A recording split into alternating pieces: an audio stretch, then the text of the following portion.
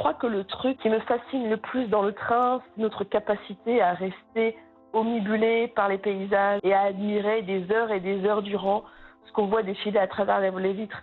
C'est quelque chose qu'on ne peut pas faire en voiture parce qu'on est évidemment concentré par ce qui se passe devant nous, par la sécurité, et encore plus quand on a des enfants derrière. Et puis en avion, on voit absolument rien à part des nuages. Là, on voit vraiment l'Europe défiler devant nous, l'Europe du Sud défiler devant nous.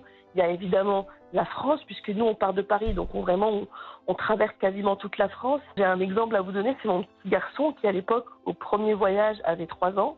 En longeant le Rhône, puisque le train que l'on prend, un des trains que l'on prend, c'est le fameux TGV Paris-Barcelone qui longe le Rhône. Et en arrivant près de Valence, à découvrir le Rhône, il nous dit « Maman, regarde, il y a la mer ». Tellement le Rhône est très large et qu'il avait vraiment l'impression de longer la mer. Et puis ensuite, il y a l'Espagne. L'Espagne, c'est des paysages extrêmement variés. Nous, on a un coup de cœur pour l'Andalousie, pour l'histoire, et puis ce qui nous lie aussi entre le Maroc et l'Espagne. Puis ensuite, il y a la traversée du détroit de Gibraltar. Là, c'est vraiment des souvenirs d'enfance